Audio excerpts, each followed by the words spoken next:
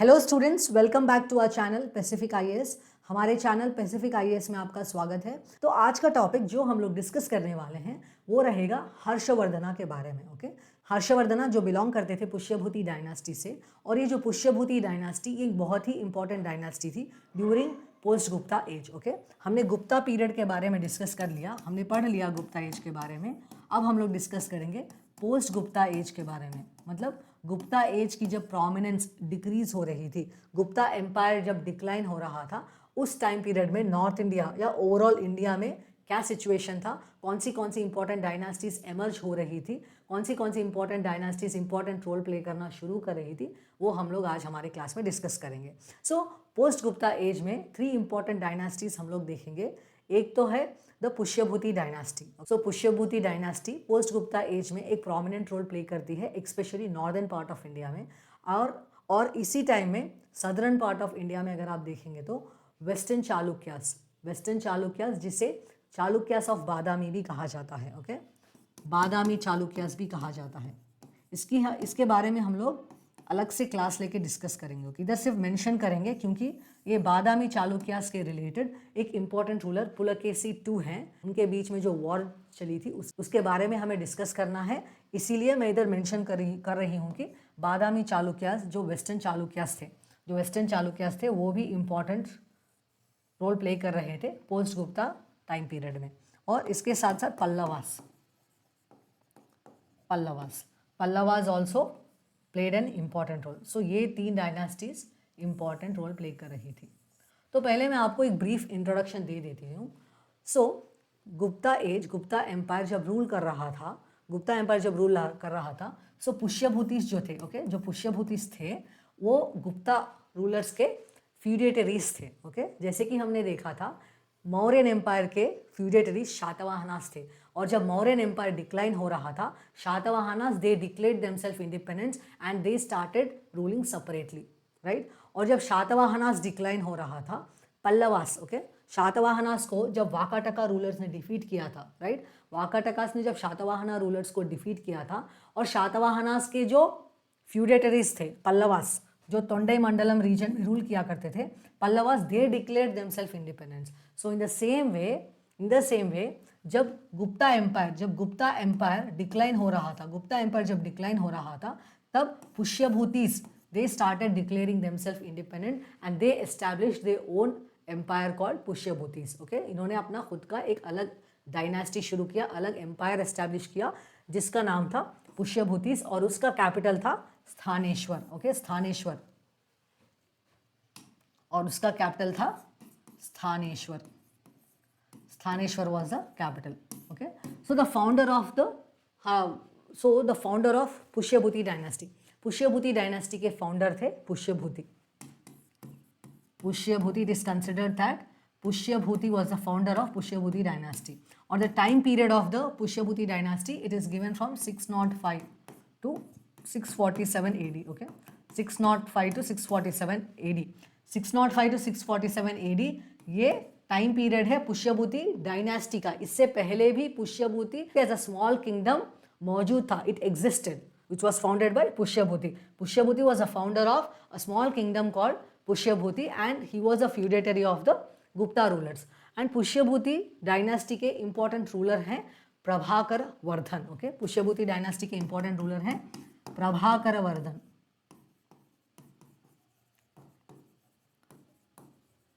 सो प्रभाकर वर्धन एक important ruler हैं, और इन्हें ये माना गया है कि जो प्रभाकर वर्धन हैं ये फर्स्ट मोनार्क हैं। ओके, फर्स्ट मोनार्क हैं जो बिलोंग करते थे पुष्यभूति डायनास्टी से। प्रभाकर वर्धन के पहले जो लोग भी पुष्यभूति डायनास्टी से बिलोंग करते थे वो मोनार्क नहीं थे, only Prabhakar Vardhan was a first monarch in the Pushyabhuti dynasty. And this person Prabhakar Vardhan, and because of this person Prabhakar Vardhan, इस पुष्यभूति डायनास्टी को वर्धना डायनास्टी भी कहा जाता है। ओके, वर्धन डायनास्टी भी कहा जाता है। पुष्यभूति डायनास्टी को वर्धना डायनास्टी भी कहा जाता है। ओके, ये पॉलिटिकल हिस्ट्री थोड़ा इंपॉर्टेंट है क्योंकि इस स्टोरी में हम लोग जानेंगे कि हर्षवर्धना रूलर कैसे बने, तो इसलिए प्लीज़ ये स्टोरी आप सुनिए। ओके, सो प्रभाकर वर्धन के 3 बच्चे थे। ओके, मैं अलग स्लाइड में आपको समझा देती हूँ। सो Prabhakar Vardhan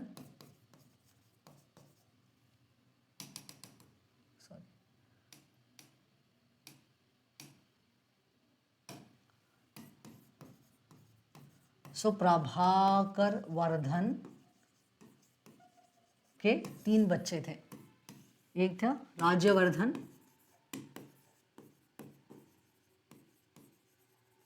then we have Rajshree, Rajshree भी लिख सकते हैं, राजश्री भी लिख सकते हैं। Then we have Harshvardhan.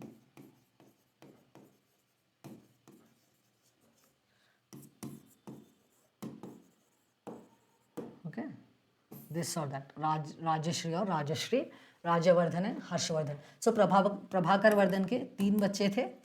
एक था Rajvardhan, Rajshri and Harshvardhan. Okay, so Prabhakar Vardhan he died in 605 AD। Okay, 605 AD में इनकी डेथ हो जाती है। सो प्रभाकर वर्धन के बाद उनके बड़े बेटे राजवर्धन रूलर बनते हैं और उनकी बेटी राजश्री को मौखरी रूलर, मौखरी के राजा गृहवर्मन, ओके, गृहवर्मन से उनकी बेटी राजश्री की शादी करा दी जाती है। ओके,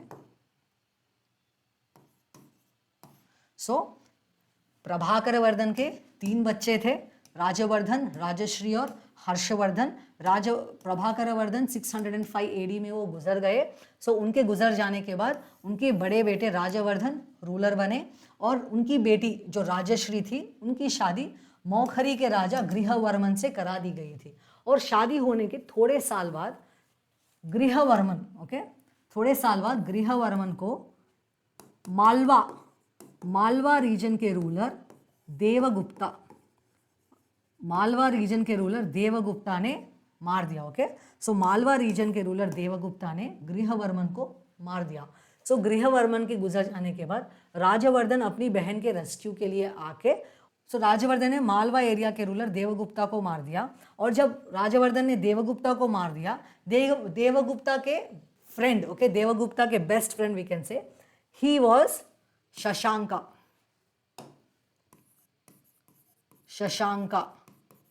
ऑफ, एक second, Shashanka of Gaudadesa. Gaudadesa means present day west Bengal में ये आता है। So Shashanka of Gaudadesa, he comes and he kills Rajavardhan because he was friend of, or we can say he was an ally of Devagupta. So Shashanka, he comes and he kills Rajavardhan, and when he kills Rajavardhan, Harshavardhan will become the ruler. Okay, did you get this? मैं आपको फिर से एक बार explain कर देती हूँ. Okay, so please note it down when I am explaining. Please try to note it down. So Prabhakaravardhan, he was the first monarch of Pushyabhuti dynasty. Okay, Prabhakarvardhan Pushyabhuti dynasty के पहले मोनार्क थे और उनकी डेथ 605 AD में हो गई. उनके गुजर जाने के बाद उनके बड़े बेटे राजवर्धन राजा बन के आते हैं. राजा बनने के बाद उनकी बहन की शादी जिसका नाम राजश्री था, she was married to Maukhari ruler Grihavarman. Okay, Maukhari के राजा गृहवर्मन से राजश्री की शादी करा दी गई थी. और गृहवर्मन को थोड़े साल बाद, शादी होने के थोड़े साल बाद, गृहवर्मन को Malwa ruler, okay, Malwa ruler Devagupta ने मार दिया था. ओके, सो देवगुप्ता ने जब गृहवर्मन को मार दिया, उनके जो ब्रदर इन लॉ है राजवर्धन, वो अपनी बहन के रेस्क्यू में आते हैं और वो देवगुप्ता को मार देते हैं. देवगुप्ता को मारने के वजह से शशांका ऑफ गौड़देशा के जो शशांका रूलर हैं वो आके राजवर्धन को मार देते हैं. सो राजवर्धन को मार देते हैं. सो राजवर्धन के गुजर जाने के बाद हर्षवर्धन रूलर बन के आते हैं. सो हर्षवर्धन जब रूलर बनते हैं, उनकी एक बहुत बड़ी रिस्पॉन्सिबिलिटी ये थी कि वो अपनी बहन को बचा लें, क्योंकि उनकी बहन सुसाइड करने जा रही थी. So first important responsibility of Harshvardhan was to save his sister, and after that defeat and take revenge from the killers of his brother. उनके भाई को और उनके ब्रदर इन लॉ को जिन्होंने मारा था, उसका रिवेंज लेना, ये हर्षवर्धना का एक पहली ये हर्षवर्धना की पहली रिस्पॉन्सिबिलिटी बन गई थी. उन्होंने अपनी बहन को तो बचा लिया, अब उनका टारगेट क्या था? अपने भाई और अपने ब्रदर इन लॉ की डेथ का रिवेंज लेना. तो उन्होंने क्या किया? So Harshavardhana when he became the ruler, Harshavardhana, when he became the ruler, the first thing which he did was that he occupied Malwa region. He defeated and occupied the Malwa region. Then he defeated the Gaud Shashanka. Shashanka जो गौड़ देशा से belong करते थे, उन्हें भी हर्षवर्धन ने defeat किया. और उस टाइम पीरियड में मौखरी किंगडम का जो इम्पोर्टेंट सेंटर है, उनका जो कैपिटल है वो कन्नौज है, और वो शशांका के अंडर था. जब हर्षवर्धन ने गौड़ शशांका को डिफीट किया, उन्होंने कन्नौज को पुष्यभूति एम्पायर का पार्ट बना दिया. सो ही डिफीटेड शशांका ऑफ गौड़देशा, मैं इधर लिख देती हूँ, okay, Gaudadesha, and made Kannauj part of his empire. अब तक कन्नौज पहले किसका था? मौखरीस का था. जब गौड़ शशांका ने राज्यवर्धन को मार दिया, उन्होंने कन्नौज को ऑक्यूपाई कर लिया था. सो जब हर्षवर्धन राजा बन के आए थे, उन्होंने पहला काम ये किया, उन्होंने मालवा को ऑक्यूपाई कर लिया. So now Malwa is part of Harshavardhan empire. Then he defeated Gaud Shashanka and he took away Kannauj from him. Now during the time period of Harshavardhan, okay, Harshavardhana के टाइम पीरियड में capital was shifted from Sthaneshwar to Kannauj. Okay, पहले जब Prabhakar Vardhan ruler थे, जब Rajvardhan ruler थे, capital of Pushyabhuti क्या था? थानेश्वर था. अब थानेश्वर से कैपिटल कन्नौज को बनाया गया. ओके, सो कैपिटल कन्नौज को बनाया गया. सी, ये जो कन्नौज रीजन है ये बहुत ही इंपॉर्टेंट है. Okay, not only for the, so ये जो कन्नौज रीजन है ये बहुत ही इंपॉर्टेंट है. इसके थोड़े कारण हैं. पहला कारण तो fertile soils. Okay, see if you see Kannauj, it is part of Ganga Yamuna Doab. Kannauj जो है वो गंगा यमुना दोआब के बीच में पड़ता है. So it is known for its fertile soils. When the soils are fertile and when you have ample amount of water, okay, when you have ample amount of water, when the soils are fertile, then your agriculture production will be more. When your agriculture production is more, definitely it will contribute for your economic development, right. आपके economic development के लिए ये agriculture production जो increase होगा कन्नौज की fertile soil के वजह से, वो डेफिनेटली आपके इकोनॉमिक डेवलपमेंट में एक इंपॉर्टेंट रोल प्ले करेगा. वो एक वन रीजन है क्यों कन्नौज इंपॉर्टेंट था अर्ली मेडिवल टाइम पीरियड में, अर्ली मेडिवल एज में, और वी कैन से 7th सेंचुरी एडी से कन्नौज का इंपॉर्टेंस क्यों इंक्रीज हो रहा था. उसका कारण फर्स्ट तो फर्टाइल सॉइल है. सेकेंड इंपॉर्टेंट कारण है it is present, okay, it was present on the route of trade and commerce. Trade and commerce का जो रूट होता है, important routes of trade and commerce जो है, उधर कन्नौज था. If you see, it is almost present in the middle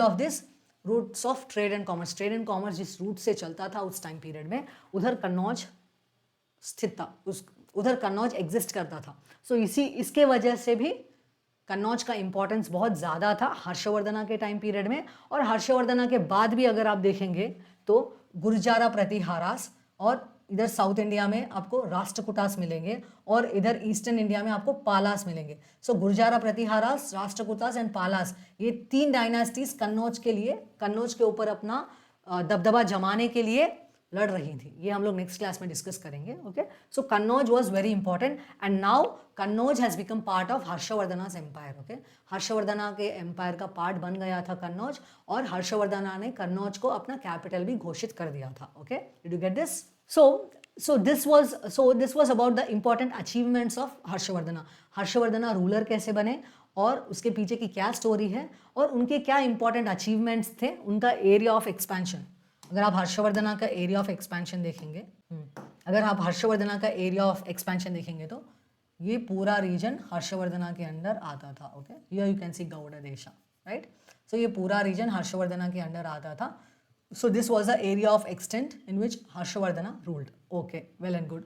now we have to see the battle which was fought between Harsha and the Pulakeshi II of the Chalukya dynasty. Chalukyas के important ruler थे जिसका नाम था Pulakeshi II. हम लोग अलग से क्लास बनाएंगे चालुक्यास के बारे में, इधर सिर्फ हम लोग मेंशन कर रहे हैं क्योंकि उनका कंटेक्स्ट आया है. चालुक्यास के बारे में अलग से क्लास बनाएंगे, आप प्लीज टेंशन मत लीजिए. ओके, सो चालुक्यास के इंपॉर्टेंट रूलर थे जिसका नाम था पुलकेशी II. ओके, जिसका नाम था Pulakeshi II, and this person Pulakeshi II defeated Harshavardhana. Okay, defeated Harshavardhana because see Harshavardhana, he was a very ambitious ruler. Okay, he was a very ambitious ruler. He wanted to expand his empire even in the south India, वो south India में भी आके अपना empire establish करना चाहते थे. That's why he planned to cross this Narmada river. Narmada river को cross करके वो साउथ इंडिया में भी अपना एम्पायर एस्टैब्लिश करने का सोच रहे थे. So when he started crossing the Narmada river, he met with the Pulakesi II. He met with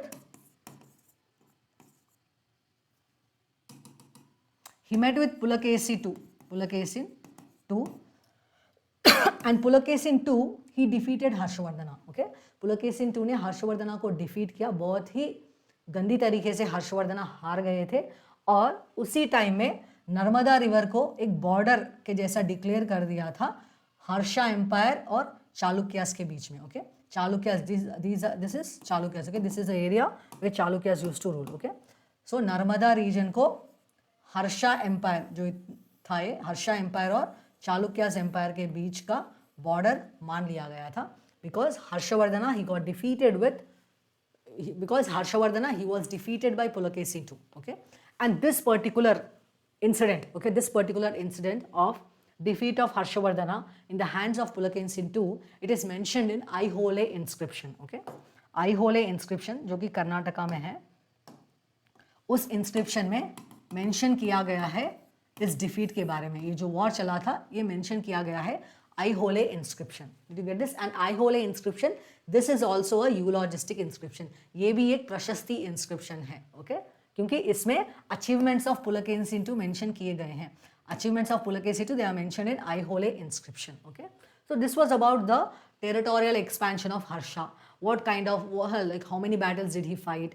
Like what were the areas which he brought under his control? So we discussed about those things. Now we will discuss about the important contributions of Harshavardhana. Harshavardhana की क्या क्या important contributions थी वो हम लोग discuss करेंगे. So Harshavardhana के बारे में जानने के लिए इंपॉर्टेंट सोर्स जो अवेलेबल है हमारे पास वो है हर्षचरित्र. हर्षचरित्र, ये हर्षचरित्र है जो है ये एक बायोग्राफी है. Okay, Harshacharitra, it is a biography which was written by the court poet of Harsha, Banabhatta. Banabhatta was a court poet of Harsha and he wrote Harsha's biography. This is a biography of Harsha. Did you get this? जो हर्ष चरित्रा है ये लिखी गई थी बाणाभट्टा के द्वारा, और जो बाणाभट्टा है ये हर्षवर्धन के कोर्ट पोएट थे. ओके, और ये हर्ष चरित्रा जो है ये एक बायोग्राफी है. And this Harsha Charitra, it is a very important source which is available with us to know about the socio economic and religious conditions, the kind of administration present during the time period of Harsha. Harshavardhana के time period में कैसी socio economic conditions prevail हो रही थी, किस प्रकार का admission चल रहा था, किस प्रकार का एडमिनिस्ट्रेशन हर्षवर्धना चला रहे थे, ये सब जानकारी हमें हर्ष चरित्रा, बाणाभट्टा के जो हर्ष चरित्रा है उससे मिलती है. ओके, देन अगर आप रिलीजन की बात करेंगे तो Harsha earlier he followed Shaivism. He was a Shaivite. Okay, he used to worship Lord Shiva. Then later he converted to Hinayana Buddhism. Okay, he converted to Buddhism, and in that Buddhism he followed Hinayana Buddhism. ये जो Hinayana Buddhism है, Mahayana Buddhism है, इसका जो differences है, मतलब क्या है, ये सब हमने हमारे बुद्धिज्म के क्लासेस में डिस्कस कर लिया है. अगर आपको कुछ भी डाउट आ रहा है तो प्लीज़ जाके आप वो क्लासेस देखिए एक बार. Okay, so coming back to the topic, so we were discussing about the religion of Harsha, the religion followed by Harsha. Harsha in his early stages, okay, Harsha अपने early stages में वो पहले शिवा को वो पहले शिवा की वर्शिप करते थे, लॉर्ड शिवा को वर्शिप करते थे, वो लॉर्ड शिवा की वर्शिप करते थे वो. और उसके बाद उन्होंने बुद्धिज़्म को अपनाया, और बुद्धिज़्म में he followed Hinayana Buddhism. Okay, he was a Hinayanist. Then later he followed Mahayana Buddhism. उन्होंने लेटर स्टेजेस में महायाना बुद्धिज़्म भी फॉलो किया. तो ये रहा उनके रिलीजन के बारे में, और इससे हमें ये पता चलता है कि हर्षवर्धन एक बुद्धिस्ट थे. In the later stages he was following Buddhism. So when he was following Buddhism, he even took the responsibility of propagating the ideology, the doctrines of Buddhism. जब इन्होंने बुद्धिज़्म फॉलो करना शुरू किया, इन्होंने एक रेस्पॉन्सिबिलिटी के जैसे समझ लिया था कि मैं बुद्धिस्ट डॉक्ट्रिन जो है, बुद्धिस्ट आइडियोलॉजी है, ये भी मैं लोगों तक पहुंचाऊंगा. इसके वजह से उन्होंने बहुत सारी काउंसिल्स भी हेल्ड की थी जो बुद्धिस्ट काउंसिल्स थी. Okay, so Harsha he conducted Buddhist council to propagate Buddhism, its ideology and its doctrines. So two important Buddhist councils were conducted. Okay, Buddhist councils दो चली थी जो कि बहुत इंपॉर्टेंट थी. कौन सी थी वो बुद्धिस्ट काउंसिल्स? एक बुद्धिस्ट काउंसिल तो चली थी कन्नौज में. Okay, the first Buddhist council which was held during the time period of Harsha, it was held in Kannauj. The second Buddhist council which was held during the time period of Harsha, it was held in Prayagraj. Okay, Prayagraj means Allahabad. Okay, उधर second Buddhist council चली थी. और इस Buddhist councils में बहुत सारे rulers आके इस बुद्धिस्ट काउंसिल को अटेंड करते थे. प्रीस्ट और important people belonging to other religions. Okay, जो भी इम्पॉर्टेंट लोग होते थे जो दूसरे रिलीजन से बिलोंग करते थे वो भी आके डिबेट डिस्कशंस चलते थे इस बुद्धिस्ट काउंसिल में. ओके, और हर्षा बहुत सारे डोनेशंस भी दिया करते थे इन बुद्धिस्ट काउंसिल में. In these Buddhist council Harsha used to give land grants to priest and monks. Priests और मॉन्क्स को लैंड ग्रांट्स भी दी जाती थी इन बुद्धिस्ट काउंसिल्स में. ओके, सो चलिए बात करते हैं हर्षा के एडमिनिस्ट्रेशन. ओवरऑल एडमिनिस्ट्रेशन कैसे चल रहा था हर्षा के टाइम पीरियड में. So when it comes to administration, it was very decentralized administration. The nature of administration, it was very decentralized. It was very decentralized. Okay, and we can see the prevalence of feudalism. Feudalism means landlords, feudal lords. So feudalism भी था, land holding societies थी. Then we can see the presence of land grants. ज़्यादातर land grants जो दी जाती थी वो priest या monks को दी जाती थी. Okay, priests और monks used to receive land grants during the time of Harsha. Harsha के टाइम पीरियड में प्रीस्ट और मॉन्क्स को ज़्यादा से ज़्यादा लैंड दी जाती थी. ये ट्रेडिशन और ये प्रैक्टिस हम लोग गुप्तास के टाइम पीरियड में देखते हैं. जो एमर्ज हुआ था गुप्तास के टाइम पीरियड में, वही प्रैक्टिस हम लोग हर्षा के टाइम पीरियड में भी देखते हैं. Land grants were given to priest. Okay, and law and order भी अच्छे से मेंटेन किया जाता था. ओके, लॉ एंड ऑर्डर भी अच्छे से मेंटेन किया जाता था. रिगरस पनिशमेंट्स कुछ मौजूद नहीं थी इस टाइम पे. सो रिगरस पनिशमेंट्स भी ज़्यादा नहीं दी जाती थी इस टाइम पीरियड में. Okay, so law and order भी अच्छी तरीके से मेंटेन किया जाता था. सो ये जो इन्फॉर्मेशन मैं आपको दे रही हूँ, क्या इन्फॉर्मेशन, हर्षा का रिलीजन क्या था, देन उन्होंने कौन सी बुद्धिस्ट काउंसिल कंडक्ट की थी, और उसके बाद उनका एडमिनिस्ट्रेशन किस प्रकार चल रहा था, ये सब जानने के लिए ओके हर्षचरित्रा एक इम्पॉर्टेंट सोर्स है. वेल एंड गुड, बट हर्षचरित्रा में जो चीज़ें मेंशन की गई हैं वो थोड़ी एग्जैजरेटेड है. अगर आप देखेंगे तो जब मिलिट्री की बात आती है तो उसमें मेंशन किया गया है कि हर्षा के पास 1 लाख आर्मी थी, 60,000 एलिफेंट्स थे. तो ये थोड़ा एग्जैजरेशन दिखता है. तो वही अगर आप ह्यून सैंग जो एक चाइनीज़ ट्रैवलर थे जिन्होंने हर्षा के कोर्ट को विजिट किया था. Okay, there was a Chinese traveller Hiuen Tsang, he visited the court of Harsha. अगर आप उनकी राइटिंग्स अगर आप देखेंगे तो वो एक फॉरेनर थे. Okay, he was not influenced by the local politics of this kingdom. So उन्होंने थोड़ा ऑथेंटिक और we can say genuine information provide किया है हर्षा के टाइम पीरियड, किस प्रकार से हर्षा का टाइम पीरियड कैसा था और किस प्रकार से एडमिनिस्ट्रेशन चलता था. ये सब चीज़ों के बारे में ह्यून सैंग की जो राइटिंग्स है वो भी एक बहुत इंपॉर्टेंट रोल प्ले करती हैं हर्षा के बारे में जानने के लिए. Okay, so Hyun सैंग, he visited the court of Harsha. Hyun Sang, he was a Chinese traveler and he visited the court of Harsha, and in his writings he has mentioned about the conditions which prevailed during the time period of Harsha. Harsha के time period में किस प्रकार की conditions थी, socio economic religious. और इसके अलावा हर्षा ने भी हर्षवर्धन ने भी एक 3 important plays लिखे हैं. Okay, the 3 important plays which were written by Harsha, they were Priyadarshika, Ratnavali and Nagananda. So these were the important plays which were written by Harsha. Okay, apart from that, Hyun Sang in his writings he has also mentioned about the way in which Harsha used to distribute his resources.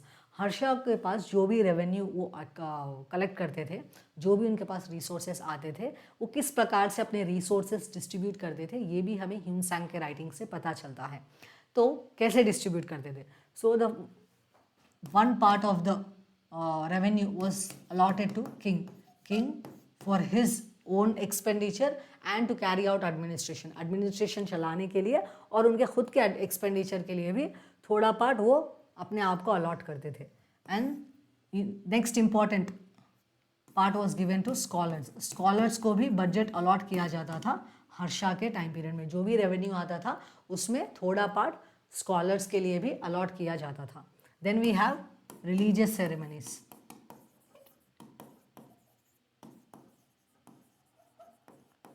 सो बहुत सारे religious ceremonies conduct की जाती थी हर्षा के द्वारा।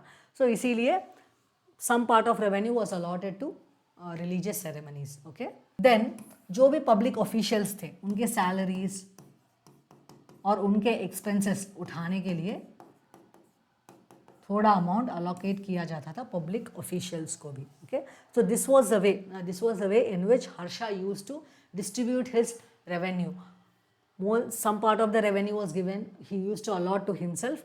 Then next he used to allot some part to the scholars, then allot some part to religious ceremonies को थोड़ा part allot करते थे, और and some part was allotted for public officials के लिए भी separate budget allot किया जाता था हर्षा के द्वारा। Okay, so this was it guys. So these are the important things which you have to know about Harsha. Okay, Harsha के बारे में ये सब चीज़ें बहुत इंपॉर्टेंट है जो आपको जाननी है और जो आपके यूपीएससी एग्जाम में भी आपकी हेल्प करेगी। ओके, सो इसके बाद हम लोग साउथ इंडियन हिस्ट्री डिस्कस करेंगे। Okay, south Indian history discuss करने के बाद हम लोग पल्लवास, नेक्स्ट राष्ट्रकूटास, इंपीरियल चोलास, ये सब हम लोग डिस्कस, चालुक्यास, ये सब चीज़ें जो साउथ इंडियन हिस्ट्री है वो भी हम लोग डिस्कस करेंगे। सो नेक्स्ट क्लास में ये हमारा टॉपिक रहेगा, क्या है, Sangam age. Okay, will discuss about Sangam age, that is will start our discussion with the South Indian history.